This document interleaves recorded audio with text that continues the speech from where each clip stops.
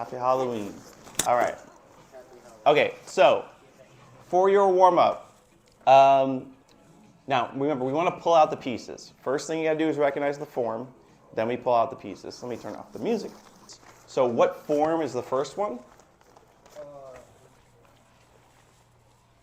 Vertex has a parentheses squared. Does this have a parentheses squared? No. It has two parentheses. So it's intercept. And that form is y equals a times x minus p, x minus q. Right? So then you just say, okay, I know the form. I pull out some pieces. And then maybe I can do something with them. Right? So I'm going to find my a, my p, and my q, and see if I can, I don't know, do something with those things. But at the very least, you want to pull them out. Points on the quiz, too. You can pull them out, right? So what's in the A position here? 2. What's in the P position? Or it doesn't matter. 3. You flip it, right? -3 in the equation, the P is 3. So then what's in the Q position? -1. Yep. Okay, so that's good information. Now I'm done with the pulling out, and I have to add some knowledge here. What do I know that these two things are? My x-intercepts, right? If these are my x-intercepts, I can go ahead and throw those on the graph right now. What was it? 3 and -1? So 3 and -1. Okay, now we have to answer some questions. They said they want to know the vertex and the axis of symmetry. Well, there's a couple different ways to find the axis of symmetry. But if we have a graph, what do we know? Where do we know the axis of symmetry falls when we have x-intercepts? In the middle. In the middle, right? So what's in the middle of those two dots? 1. So 1 is my axis of symmetry, right? That would be my axis of symmetry. Okay, now, we would write that as x equals 1. However, we're not always going to have a graph, so we want to make sure we can find it without one. So there's a formula for that. Anybody know what it is? P plus Q divided by 2. So for us, that would be, well, 3 plus -1 divided by 2.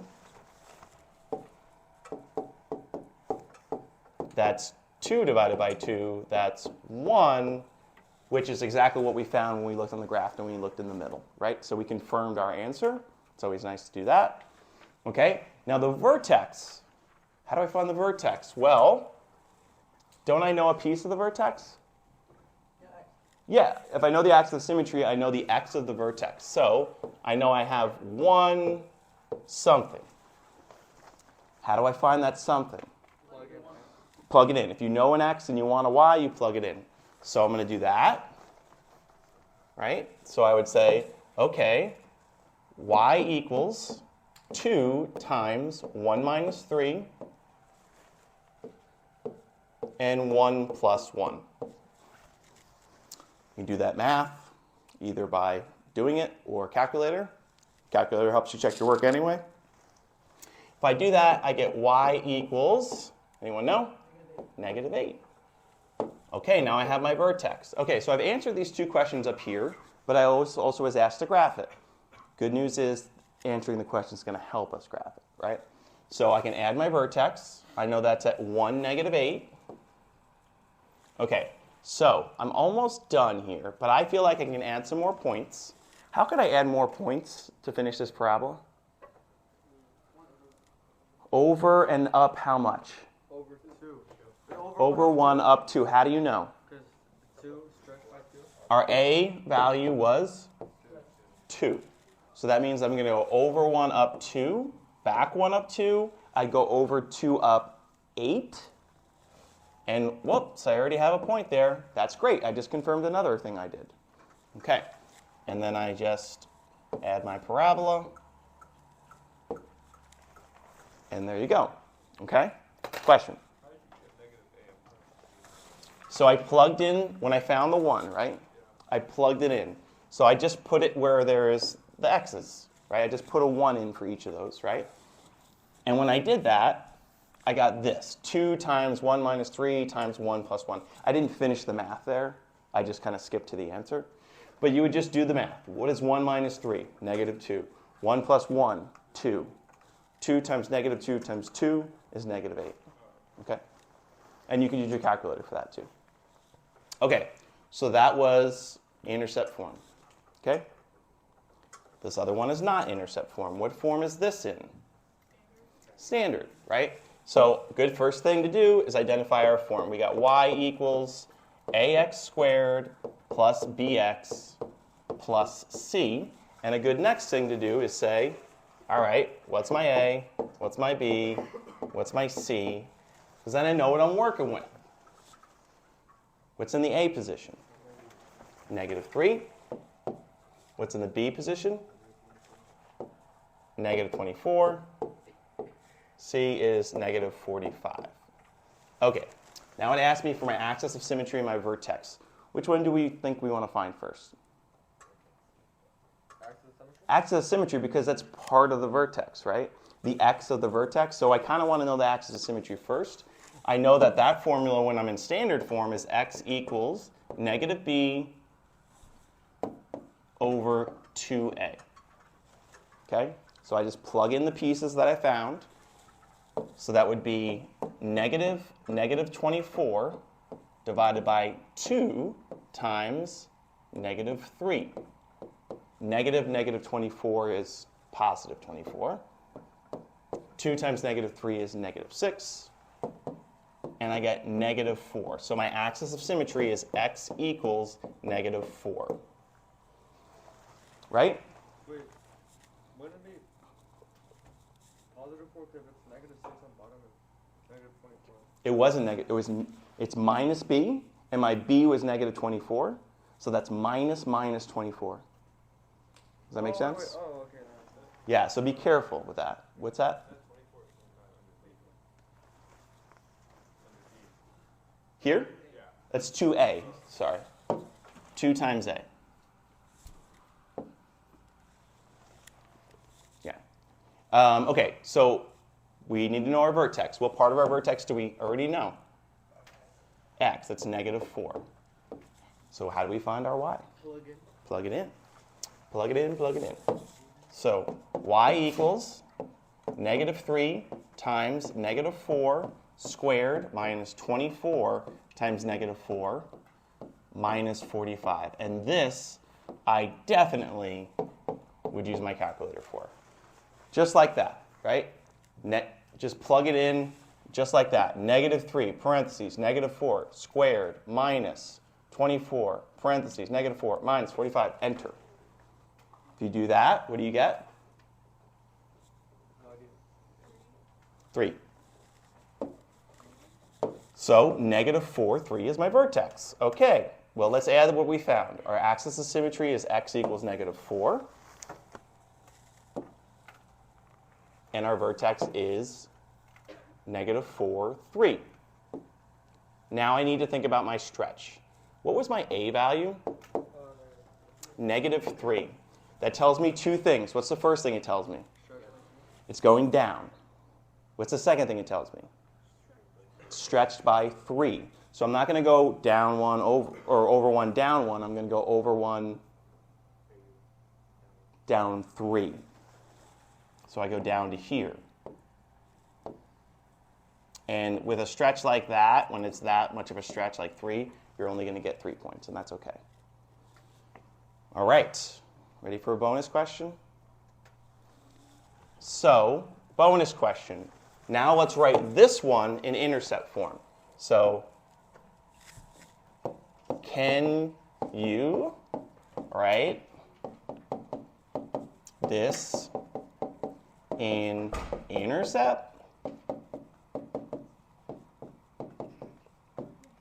What do you think? Could we do it? What do we need to find to write it in intercept?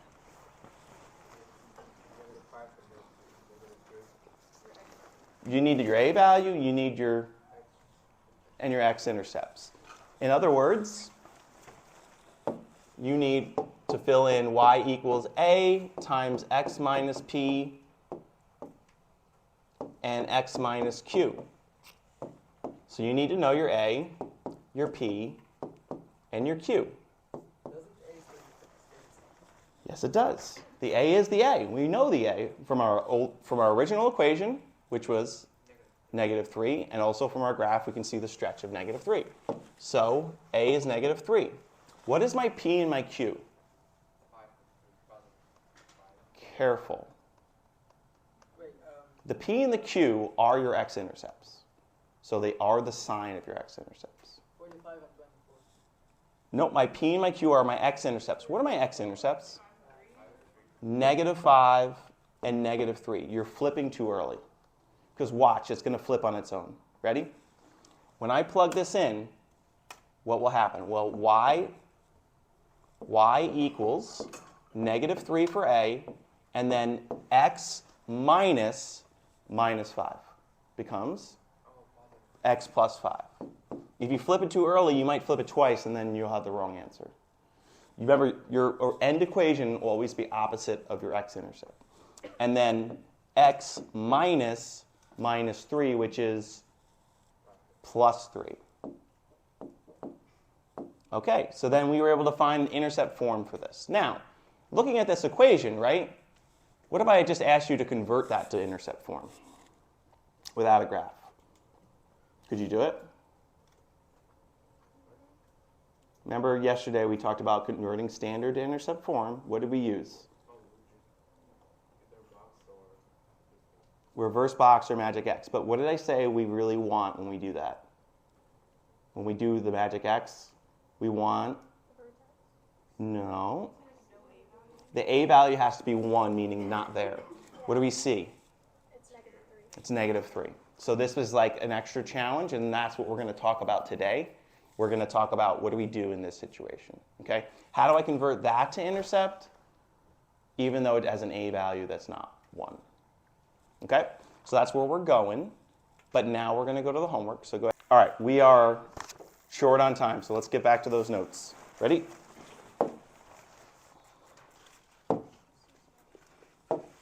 All right, so converting to intercept form when a is not 1. Okay? So, for instance, in that example from the warm-up, y equals -3x squared minus 24x minus 45. We want to be able to convert this to its intercept form. We actually found it from the graph, right? Remember we found it? So we know what it's going to be. So let's write down what we know it's going to be, and then we'll use that to check our work at the end. What do we say it's going to be? -3 times x plus 5 times x plus 3. We got that from the graph. We're going to try to do that with the equation now, and we'll use what we found from the graph to check our work. Kinda, but there's a little bit you got to do first. All right, so let's talk about something called when this is a situation when you have a GCF. Does anybody know what GCF is? Greatest common factor. So greatest common factor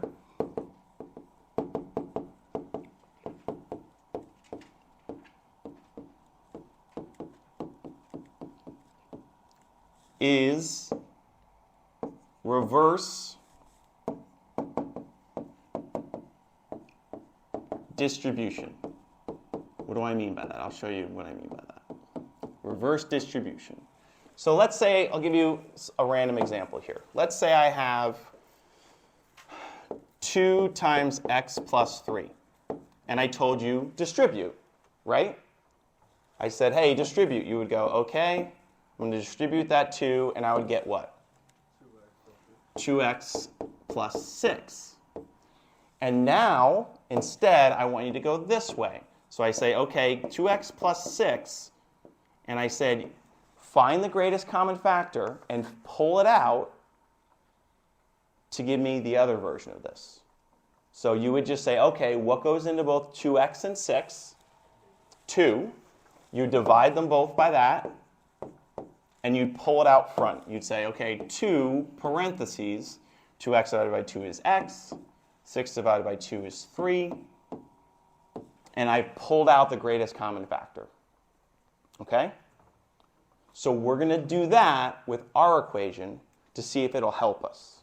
So you always want to look for the greatest common factor if it's possible. Always look for it if you can. Okay, so let's look at our equation again. Our equation was y equals negative 3x squared minus 24x minus 45.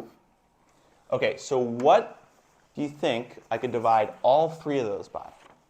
3. Not just 3. Negative 3, right? Here's an important point. If there's a negative, you want to pull that out. Okay? Because you don't want a negative a left in there. You'll see why. All right, so I'm going to say y equals negative 3 and open up big parentheses. And then I divide each of these by negative 3. Now, notice the negative 3 doesn't go away. It's not gone. It comes out front. Why is that? Well, that would change our a value here. We don't want to change our equation. We just want to change its form. All right, negative 3x squared divided by negative 3 is just x squared. Negative 24x divided by negative 3 is plus 8x. And then negative 45 divided by negative 3 is plus 15. So why did I do that? What did I accomplish here? Well, look what's left inside. It's standard form, and it's got an a value of, well, sorry, let's say the pink equation, I just gave you that yesterday. What would you do with it? Just the pink equation. That was the only problem. This pink equation, and I said, factor that. I just do the magic X diamond puzzle, right? Well, we've put ourselves in a position where we can do that now. Because we have on the inside, we have a value of 1, so I can magic X the inside. So you magic X the inside. So that would be 15 on the top, 8 on the bottom. Multiplies to give me 15, adds to give me 8. 3 and 5. So I get y equals negative 3, and then this becomes the two parentheses. X plus 5 and x plus 3. And look at that. That sure looks like intercept form, right? And let's compare it to what we did with the graph. Is it the same? Yeah. So what are the steps that we just took? First, factor out the GCF. And then next, use magic X. All right? This will only work if you have a GCF. We'll talk about situations where it's even worse. A is not 1 and you don't have a GCF. But we're going to practice today with GCF. Okay? Does that make sense? All right, so let me give you a couple of examples, and then we'll give you your homework. Okay? All right, so let's get some examples in here. I'll give you both at once. Example 1 and example 2. Where do you do it? You don't have any room left? No. Maybe on the back? There's plenty of room on the back. There's a thing we were going to do on the back, but we're not going to have time.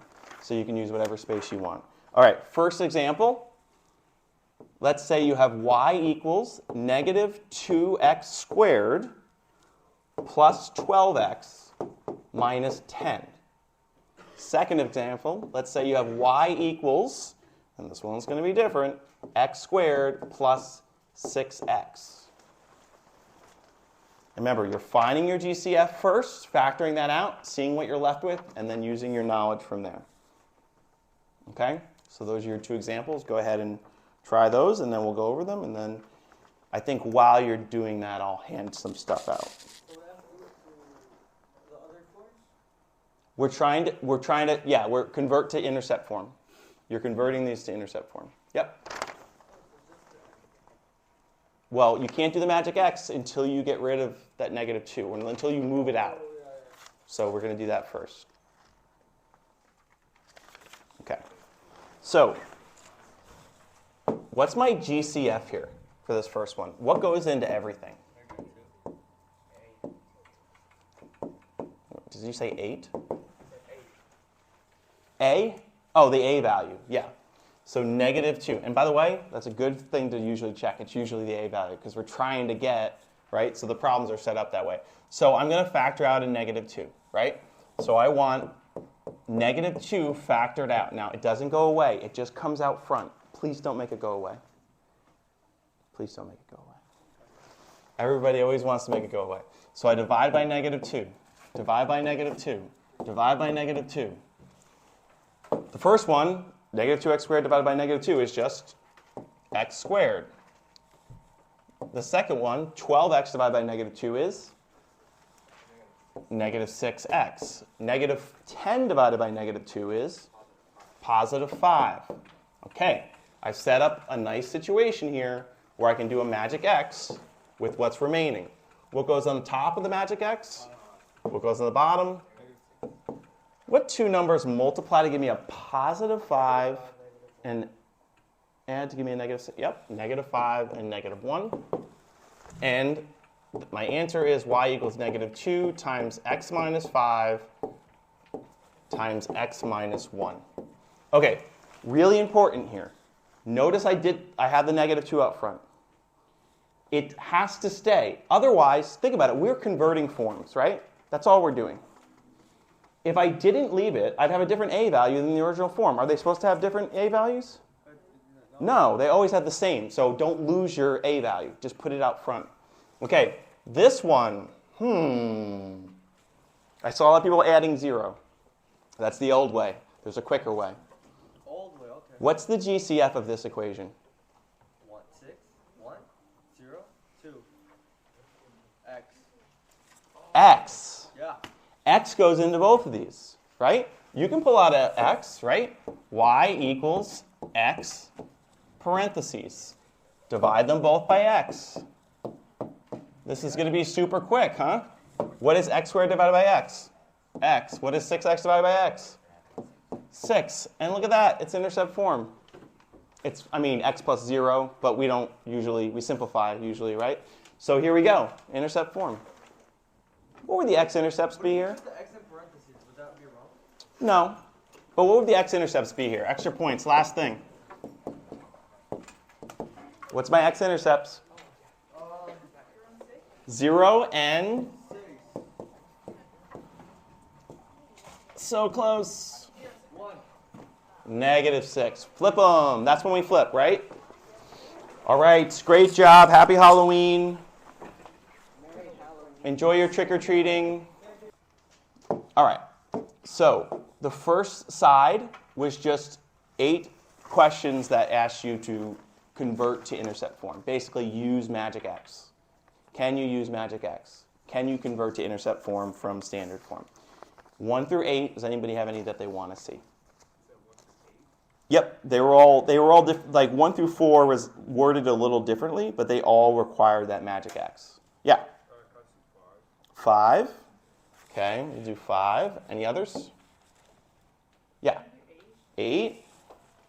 That's 3 for 3 in classes asking about 8. Don't worry about that one. We'll figure it out. Any others? 7. We good with those 3? Okay. So let's look at 5 first. So remember, what are we trying to do? We're trying to convert this to intercept form. Intercept form meaning I want the version of this equation that's like 2 parentheses. Like that, right? That's what I'm trying to get to. I know that the first part of each of those parentheses is going to be what? X, right? Because I would have to get to that x squared if I FOILed this back, right? The other part, we use this trick, right? What do we put at the top of that trick? Negative 14. And then at the bottom, we put negative 5. All right, so I have 2 numbers that have to multiply to give me negative 14, come together to give me negative 5. Now, if I'm multiplying to get a negative number, what must be true about the 2 numbers? One has to be negative, one has to be positive. That's always a good thought process, is think about your signs first. Because then it'll let you know, oh, are they adding or are they kind of subtracting each other? Because this is going to really subtract. If I have a positive and a negative, they're going to offset each other. They're not going to add together and get to a bigger number. Okay, so really the question is, What multiplies to give me 14 and subtracts to give me 5? 7 and 2, and then it has to be negative 7 and positive 2, so we get to that negative 5 on the bottom, right? We don't want positive 7 and negative 2. That would work for the top, but it would get me a positive 5 on the bottom. Okay? Does that make sense? Now, all I do is I take them exactly as they are. I do not flip them. And I put them in. Minus 7 plus 2, and I'm done. That is the intercept form of that equation. Okay? That's it. And if you ever want to check your work, what could you do? Like, what if I want to, I'm like, did I do this right? I don't know. Just flip or box or... Yeah, box or foil this, right? I could say, well, let me see, x minus 7, x plus 2. I should be able to get back to this if I box or foil this. So let me foil it. At first, outer, inner, last, I get x squared plus 2x minus 7x minus 14 plus 2x minus 7x, that's minus 5x, that's x squared minus 5x minus 14. And that's what we started with, right? So you could always check your work by foiling it back out or boxing it back out. Does that make sense? Okay. All right. We also wanted to see 7. Same process. I'm trying to get to y equals parentheses, parentheses, meaning intercept form. I make this x. I put 15 at the top and minus 8 at the bottom. Now, again, we want to think signs here. How do I multiply two numbers to get a positive, but then I add those to get a negative? How's that possible? Two negatives, right? So two negatives, meaning they're going to multiply to get that, and then two negatives would add together to get 8. So now I ask myself, what multiplies to get 15, adds to get 8? Negative 5 and negative 3. X minus 5, x minus 3, and I'm done. Right? It's just like a little puzzle. All right. Number 8. So number 8, we're looking for this y equals parentheses, parentheses. We go to make our thing, and then we go to put a thing on top, and then what do we realize? There's nothing at C. So what can I put there? A 0, right? Did I change the equation by adding a 0 to it? No, but I did put something in the spot that I need. So now I put a 0 up top, and what do I put on the bottom? 1, right? B is 1. So what multiplies to get 0 and adds to get 1? 0 and 1. So it's x plus 0, x plus 1, and then you could simplify this, right? What is x plus 0? It's just x. So this is just x times x plus 1. And if we wanted to check our work, I could just distribute that back through, and wouldn't I get x squared plus x if I did? If I distributed that x right back through? Yep. If I boom, boom, I get x squared plus x. Okay, on to the back. X plus 0? What do you mean, x plus 1 times x? No, so I put x into x plus 1, then the other one, then x. Oh, yeah, that's okay. That's okay. Yep. All right, 9. Does anyone want to see 9 or 10? 9. Number 9. Okay, so number 9, this is like our warm-up yesterday, where you're asked for every form of the equation and you're given a graph. Now, remember in our warm-up I said, before you start even with the equations, just figure out what you know. Like, what do I know by looking at this graph, right? That's a question you always want to ask yourself. So I'm looking at this graph, and I'm like, okay, I know this is something. I know these, right? I know this tells me something, right? So I'm going to write down what I know. Let's see. I know. Somebody tell me something I know. The vertex is what? Is 5, negative 4. What else do I know? My x-intercepts. What are they? 3, 0, and 7, 0. What else do I know? Axis of symmetry. Axis of symmetry is x equals 5. What else do I know? It's an important piece in every equation. I could pull out my min right now, but we can do that. Let's say min of -4. But that's not what I meant. What else goes into every equation? It's in all of them. They all start with it. My a value, right? My a value is my stretch. And what does this do? Does it flip down? Does this thing flip down? No. So it's positive. And what is the movement? It goes over 1, up 1. So what's my stretch? 1. None. There is no stretch, right? So it's actually going to make our lives a little easier. Y equals x minus 1. Yeah, you don't actually need to write an A. Yeah. I was so confused on that. It was just too easy for you. All right, so now let's start pulling in these pieces. So our vertex form, right? Our vertex form, we know is y equals a times x minus h squared plus k. And you'll get that form. This is what you're going to get on your quiz right here. So anything that's not in this list, you need to know. And you guys know you have a quiz Thursday, right? This is it. Okay, so anything beyond this, study. Okay, so when you have a chance. All right, so Thursday. So I need to know my A, my H, and my K. Okay, well, my A, we just found out was what? 1, right? Which will end up being nothing. What's the H and K represent? X-intercept? No. Y. No. No. The X and Y of my vertex. So they are what and what? X and Y.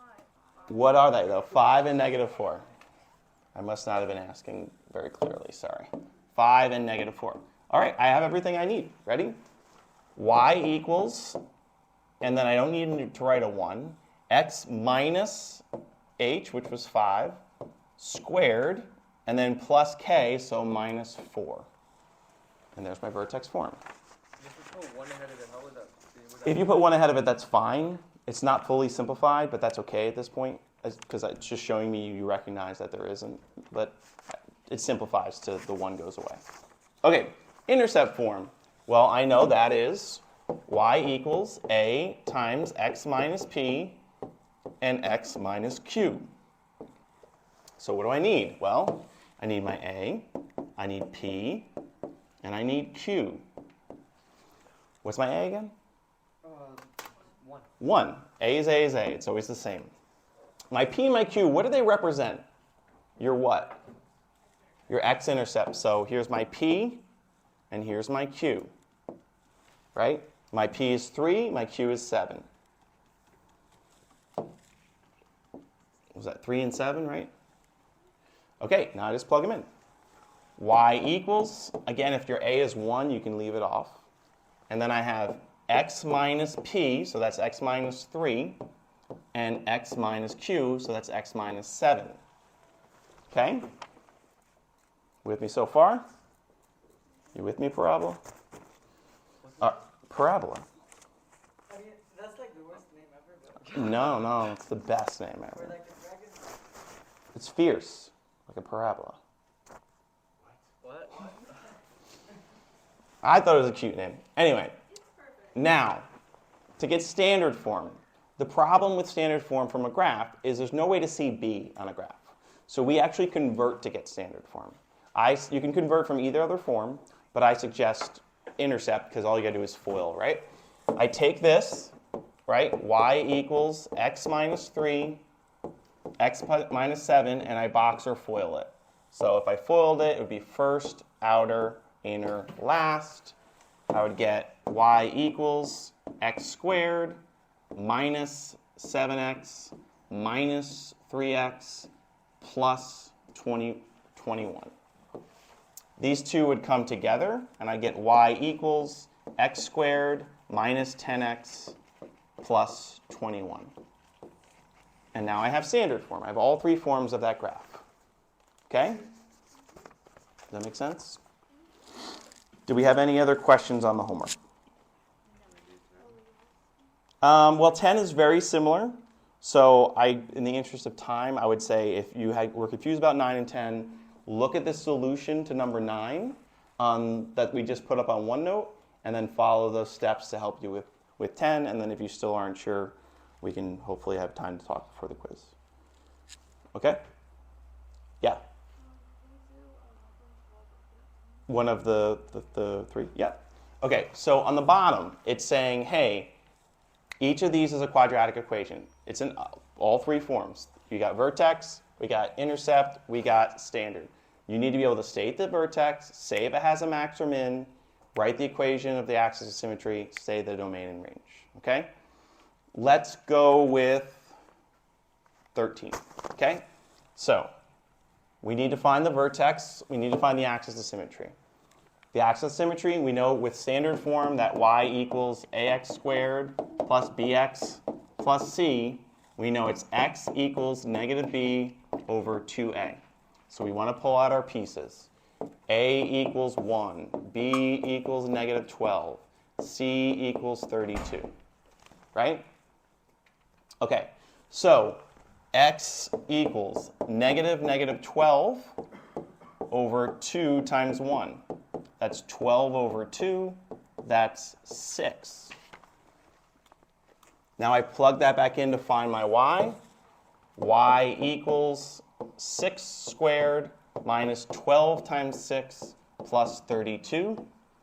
Put that in your calculator, and you get y equals negative 4. So my vertex is 6, negative 4. So I've already answered two questions. I got my axis of symmetry right here. I got my vertex right here. Now it says, does it have a max or a min? That depends on the a value. The a value here is positive, so is this going to have a max or a min? A min, and it's the y value of my vertex. So a min of negative 4. So it's going to look like this, right?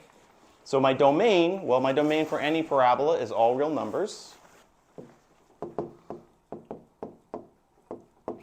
And my range, well, if I have a min, it's going to be y is greater than or equal to that value of negative 4. Okay? I think that's everything that I asked. Okay, so for each one of those, you got to find the vertex, you got to look at the a value. And that'll get you your answers. Okay?